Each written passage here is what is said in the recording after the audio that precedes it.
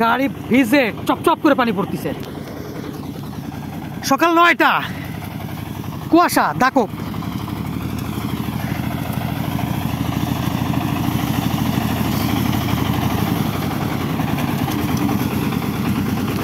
এর মধ্যে ধান নাই, ধান ধান একই সাথে মাড়াই করতেছে ধান। ও আর খড়গুলো বেরোয় যাচ্ছে, তাই না?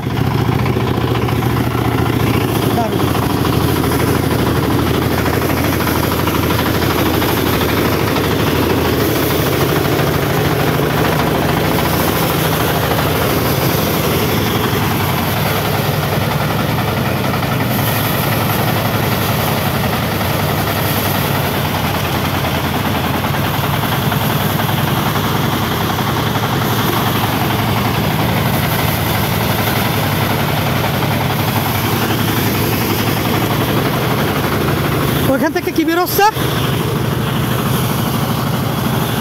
ওইটা কি ভুসি?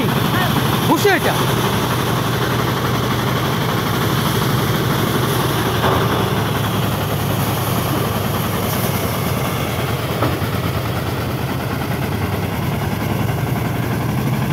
এটা কোন গ্রাম? বারৈখালী।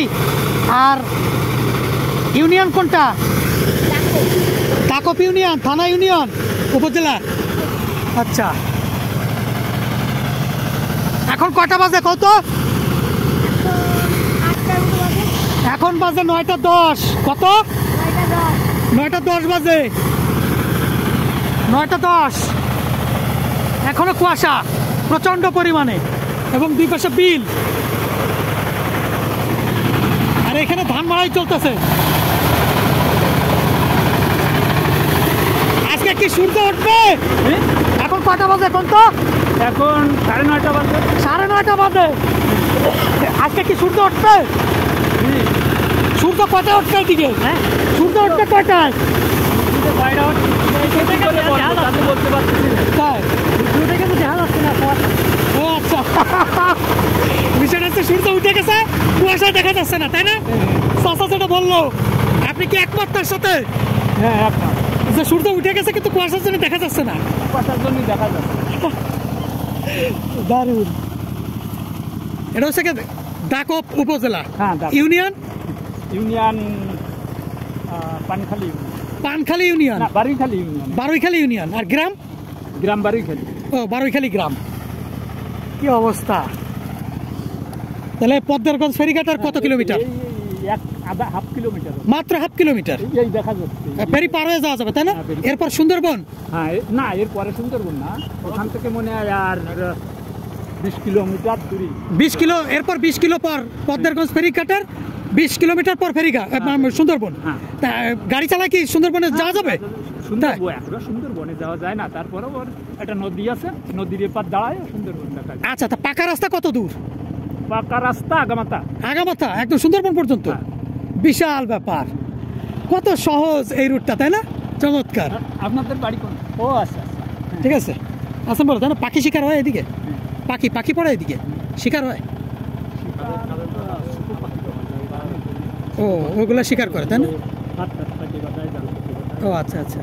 বড় পাখি ঝাঁক ঝাঁক ধরে ও বাদায় অনেক কিছু। তারপরেও তো আপনার দেখেন এই প্রশাসন তো আবার একটু নিষেধ করে। তা এখন একটু চুপি চাপিতে করে, তাই না? হ্যাঁ, চুপি চাপিতে।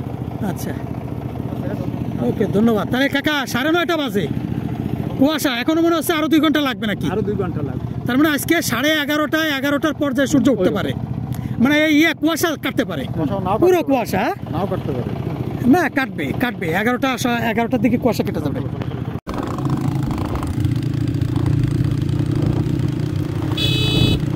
আমরা পানখালী ফেরি পার হয়ে এখন দাকপের মধ্যে দিয়ে যাচ্ছি পদ্মারগঞ্জ ফেরি টার্মিনাল। পদ্মারগঞ্জ ফেরি পার হয়ে অলরেডি একটা ফেরি পার হলাম, দ্বিতীয়টা হচ্ছে পদ্মারগঞ্জ ফেরি। ওই ফেরিটা পার হওয়ার পরে কি সুন্দরবন না চালনা যাবো? হ্যাঁ, চালনা। ফেরি পার হইলেই সুন্দরবন এলাকার মধ্যে ঢুকে গেলাম। মানে এরপর নদী পার হওয়া লাগবে না? হ্যাঁ, ওইটাই নদী। এরপরে পার হতে তো খাল পার লাগবে। কিন্তু এখন রাতে কয়টা?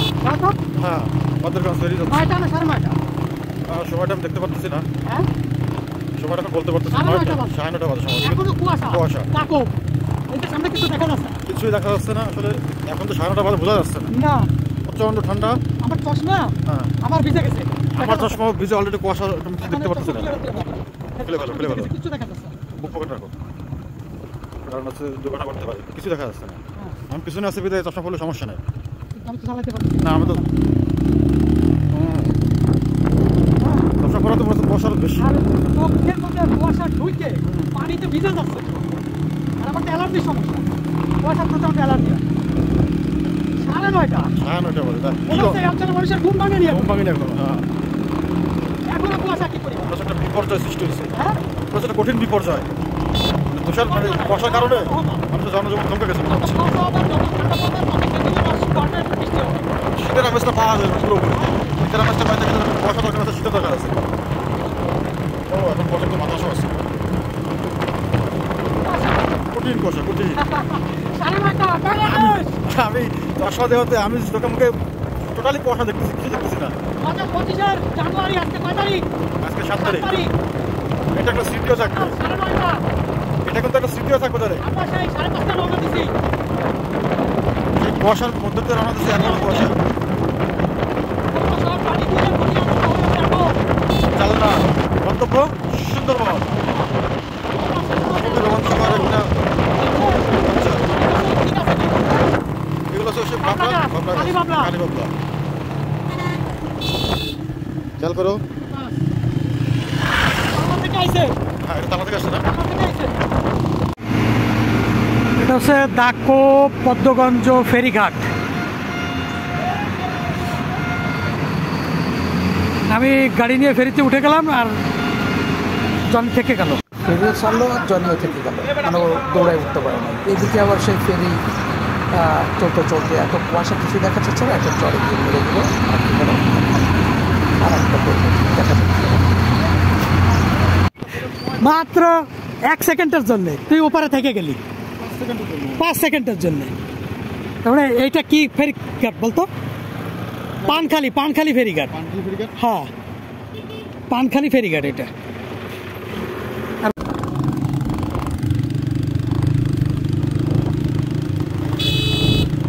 আমরা পানখালি ফেরি পার হয়ে এখন দাকবের মধ্যে দিয়ে যাচ্ছি পদ্মেরগঞ্জ ফেরি টার্মিনাল। পদ্মেরগঞ্জ ফেরি পার হয়ে অলরেডি একটা ফেরি পার হলাম, দ্বিতীয়টা হচ্ছে পদ্মেরগঞ্জ ফেরি। ওই ফেরিটা পার হওয়ার পরে কি সুন্দরবন না চালনা যাবো? হ্যাঁ চালনা। চালনা ওই ফেরি পার হইলেই সুন্দরবন এলাকার মধ্যে ঢুকে গেলাম। মানে এরপর আর নদী পার হওয়া লাগবে না। হ্যাঁ ওইটাই নদী। এরপরে পার হতে হলে তো খাল পার হওয়া লাগবে। হ্যাঁ হ্যাঁ right। কিন্তু এখন রাতে কয়টা? হ্যাঁ পদ্মেরগঞ্জ ফেরি 9টা না 9:30? সময়টা আমি দেখতে পারতেছি না, হ্যাঁ সময়টা তো বলতে পারতেছি না। 9:30 বাজে। 9:30 বাজে সময়। এখনো কুয়াশা কুয়াশা। দাকব এই যে সামনে কিছু দেখা যাচ্ছে না। কিছুই দেখা যাচ্ছে না আসলে। এখন তো 9:30 বাজে বোঝা যাচ্ছে না, না প্রচন্ড ঠান্ডা। আমার চশমা হ্যাঁ আবার ভিজে গেছে। আমার চশমা ভিজে অলরেডি কুয়াশা তুমি কিছু দেখতে পারতেছি না। ফেলে ফেলো ফেলে ফেলো, কিছু দেখা যাচ্ছে না। বুক পকেট রাখো, কারণ হচ্ছে দুর্ঘটনা করতে পারে, কিছু দেখা যাচ্ছে না। হ্যাঁ, আমি পিছনে আছি বিদায় চশমা পড়লে সমস্যা নেই। কিন্তু আমি তো চালাতে পারছি না আমি তো চশমা পড়া তো কুয়াশা বেশি। আর চোখের মধ্যে কুয়াশা ঢুকে পানিতে ভিজে যাচ্ছে। আর আমার তো অ্যালার্জির সমস্যা, কুয়াশার প্রতি আমার অ্যালার্জি। 9:30 হ্যাঁ ওইটা বলে তাই এই অঞ্চলে মানুষের ঘুম ভাঙে নিয়ে ঘুম ভাঙিনি এখন। হ্যাঁ এখনো কুয়াশা কি করি? একটা বিপর্যয় সৃষ্টি হয়েছে, হ্যাঁ একটা কঠিন বিপর্যয়। তুষার মানে কুয়াশার কারণে মানুষের জনজীবন থমকে গেছে মনে হচ্ছে। শীতের আমেজটা পাওয়া যায় না পুরোপুরি। শীতের আমেজটা পাইতে গেলে কুয়াশা দরকার আছে, শীতের দরকার আছে। ও এখন পর্যন্ত বাতাসও আছে, কঠিন কুয়াশা কঠিন। আমি চশমা দেওয়াতে আমি চোখে মুখে টোটালি কুয়াশা দেখতেছি, কিছু দেখতেছি না। জানুয়ারি আজকে 5 তারিখ, আজকে 7 তারিখ। এটা একটা স্মৃতিও থাকবে, 9:30 এটা কিন্তু একটা স্মৃতিও থাকবে তাহলে। আমরা সেই 5:30 রওনা দিছি। সেই কুয়াশার মধ্যে দিয়ে রওনা দিচ্ছি, এখনো কুয়াশা। সব পানি দিয়ে চালনা গন্তব্য সুন্দরবন। খুবই রোমাঞ্চকর একটা। এগুলো হচ্ছে সে বাবলা, কালী বাবলা। কালী বাবলা। খেয়াল করো, থেকে আইছে, হ্যাঁ এটা তালা থেকে আসছে না। থেকে আইছে। বোঝা যাচ্ছে।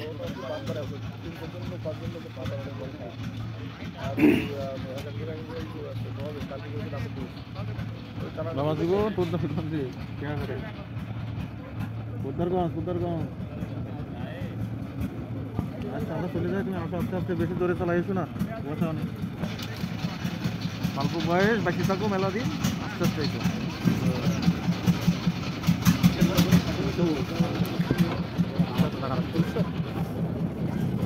গায়ে কঠিন ভাবে তোয়া, সোজাসুজি সোজাসুজি, সুন্দর সুন্দর সিস্টেম। ই চলে আসছে, অটো চলে আসছে।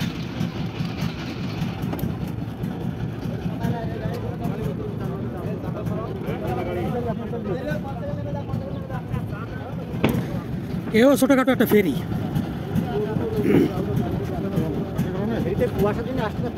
ফেরি আসতে পারতেছে না কুয়াশা। এটা প্রায় 10টার কাছাকাছি। অ্যাম্বুলেন্স বাজে প্রায় 10টা, ফেরি ছাড়তে পারতেছে না।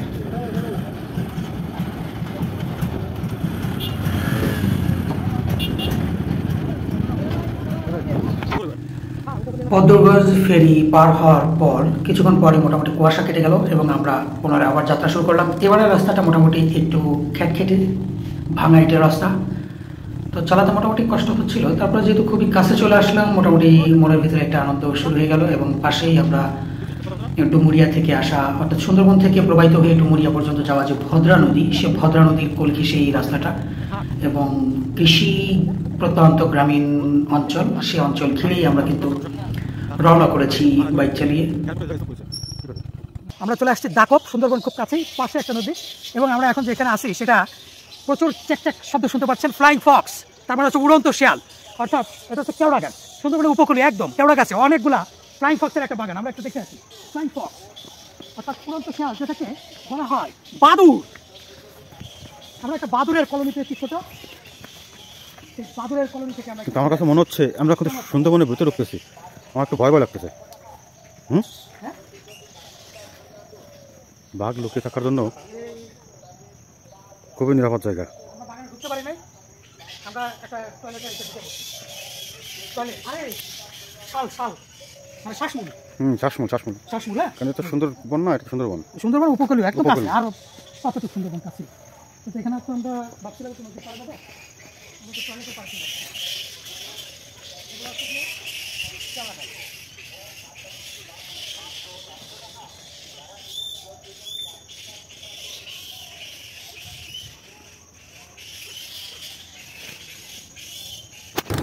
এই সুন্দরবন চলে গেছে নদী, বুঝছিস? ওইটা সুন্দরবনের ভিতরে গেছে। খাল খাল, এটা খাল। মূলত এখান থেকে সুন্দরবন শুরু, এই অঞ্চলটায় দাকপের এই সাইডটাই, এখান থেকে সুন্দরবন শুরু। এই এক নদী গেছে, শিখতে গেছে, এটা খাল।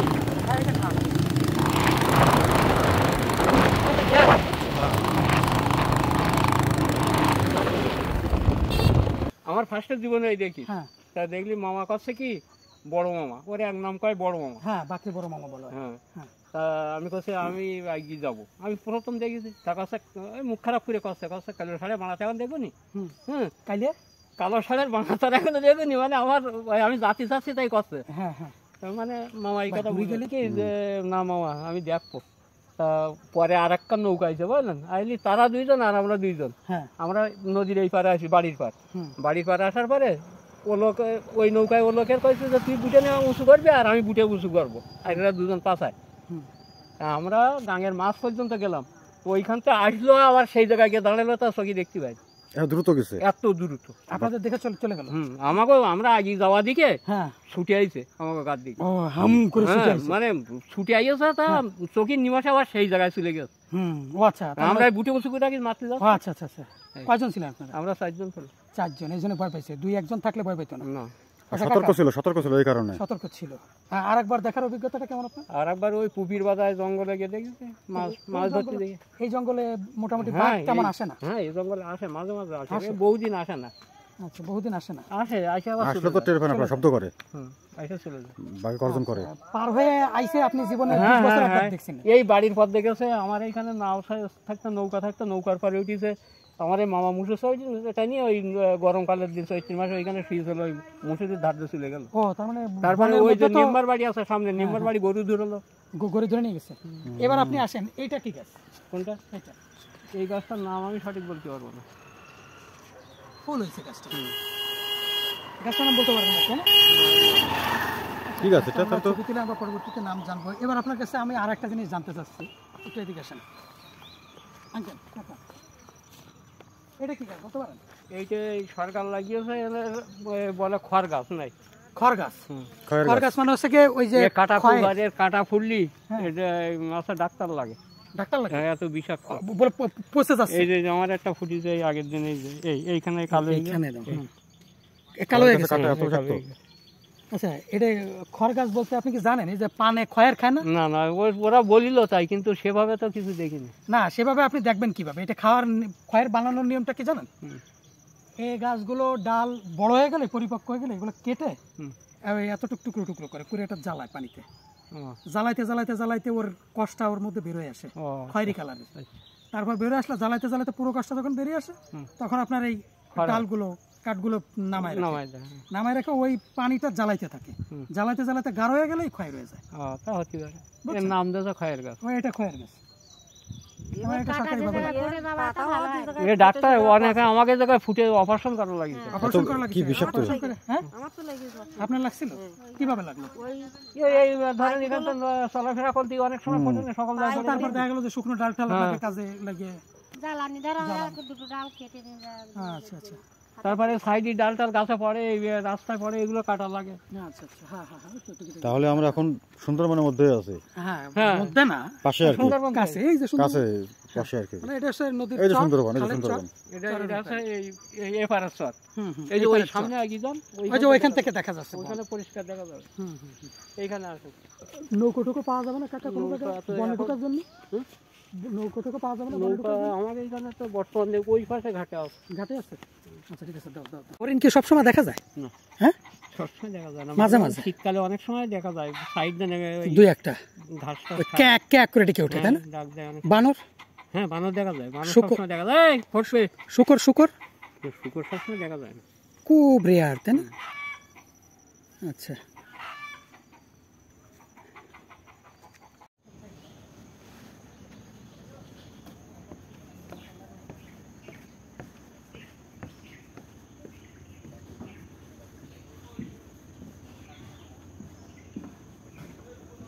বিষয়টা হচ্ছে কি যে ভাই অভিযোগ করছিলেন যে সুন্দরবনের মধ্যে কটেজ। তা আমরা কথা বলেছি বন বিভাগের সঙ্গে, তো তারা বলেছে একটা কটেজও সুন্দরবনের মধ্যে নাই। অর্থাৎ না জেনেই কথাটা বলা হয়েছে। আমরা এই যে নিজেরাই আসলাম, এসে এই কয়েকটা কটেজ দেখলাম। সবই এটা হচ্ছে কি দাকোপ উপজেলা, কৈলাসগঞ্জ এই জায়গাটা। এটা হচ্ছে কি সুন্দরবন ইকো রিসোর্ট, তাই না? Sundarban eco resort. এটা আমরা আছি নদীর এই ছোট একটা খাল আছে, খালের ওই পারে মূলত সুন্দরবন। আর যতগুলো ইকো রিসোর্ট আছে সবগুলোই কিন্তু এই দাকোপ উপজেলার ভিত্তি, অর্থাৎ কৈলাসগঞ্জ সহ খালের এই পারে, আর সুন্দরবন অপোজিট নদীর এই পারে। আমরা আপনাদেরকে আরেকটু বিষয়টা দেখাই নিয়েছি, আরেকটু সামনে এসে এই যে খাল কিন্তু পাশে। আর এই পরিবেশের একটা ব্যাপার আছে, এই যে এখানে দেখছেন যে যে ঝুড়িগুলো দেওয়া, অর্থাৎ পাশের যত ময়লা আবর্জনা এখানে তৈরি হয় সবগুলো এইখানে ফেলে আর কি। নিষেধ আছে আর কি, সচেতন মোটামুটি যাতে সুন্দরবনের পরিবেশটা নষ্ট না হয়।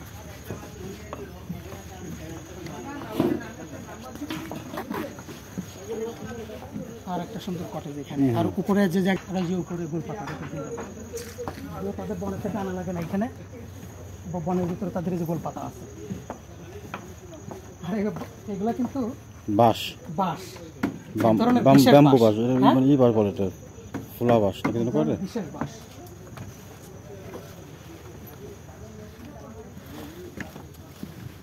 আর ওই খালের ওই পারে বলে তো হচ্ছে সুন্দরবন। এখানে আসলে সুন্দরবনে সবকিছু দেখা যাচ্ছে। এখান থেকে কটার উপর থেকে সুন্দরবন ভিউটা দেখা যায় ভালো। হ্যাঁ বুঝছিস? হ্যাঁ, উপর থেকে ভিউটা ভালো দেখা ভালো দেখা যায়, এখান থেকে ভালোভাবে দেখা যায়। এখান থেকে আসলে সুন্দরবনের ফিলটা পাওয়া যাবে। সুন্দরবন ফিল পাওয়ার জন্য তো ভিতরে ঢোকা সম্ভব না, ভিতরে ঢোকা তো সম্ভব না সুন্দরবনের।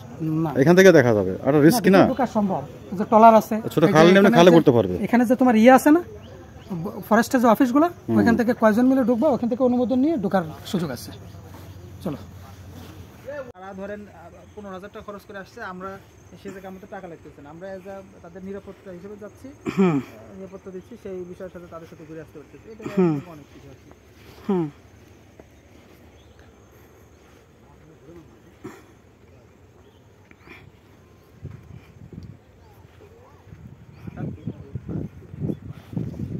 পানি কোন পর্যন্ত আসে? ওই যে দেখা যাচ্ছে, হ্যাঁ দেখা যাচ্ছে পানি, পানি কম, হ্যাঁ।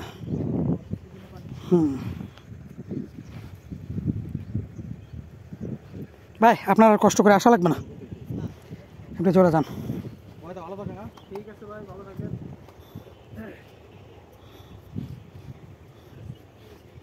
আর ওই যে অভিযোগটা দিতে, ঠিক আছে, এটা তো দেখলেন, ঠিক আছে, না আমি জানি না, এটা সম্ভব না। আর বর্তমান যে ফরেস্ট কর্মকর্তারা, সুন্দরবনের অভ্যন্তরে আমাদের জায়গায় সেটা অসম্ভব ব্যাপার। ফরেস্ট কর্মকর্তারা বর্তমানে খুব সচেতন, হ্যাভি সচেতন। মানে এদিকে দৈর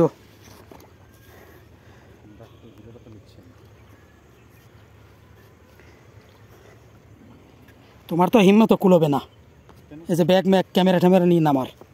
না কুলাবে, এখন ক্যামেরাটা শখে রাখা জিনিস, এই জন্য আমি রিস্কটা নিলাম না। ও কাকা হচ্ছে কি আজকের মাস্টার? এখন আমরা এই তিনটি নৌকা পার হয়ে পার যাবো সুন্দরবনের খাল। বসে পড়, বসে পড়, বসে পড়, বসে পড়, ব্যালেন্স। এই যে খালটা পার হচ্ছে এখন আমরা। ক্যামেরা দিয়ে আমরা চোরের মতো দেখা যাচ্ছে। ওই যে স্বাধীনতা যুদ্ধে যে হামাগুড়ি দিয়ে মানুষ যেভাবে দেয় না, পলায় পলায়, সেভাবে। ও আর দৃশ্য কঠিন দৃশ্য, কঠিন দৃশ্য, কঠিন, চমৎকার। ভিউটা নিয়ে গেলাম। হ্যাঁ এটা খুব ইচ্ছা ছিল খাল পার হচ্ছে, ও পিছনে সুন্দরবন, ভয়ঙ্কর নৌকা পাড়ি দিলাম। ছোট্ট নৌকা, খালটা পার হ্যাঁ কি সুন্দর। পেটটা পরে গেলে চলে গেল মনে হয় লাখটা। ও পানি বাড়তিছে, দেখছো? জোয়ার জোয়ার হচ্ছে, পানি বাড়তিছে, যে কারণে আসার সময় এই জেটিটা আমরা পানি পাইছিলাম, ওই খোলা পাইছিলাম। জানি বাজার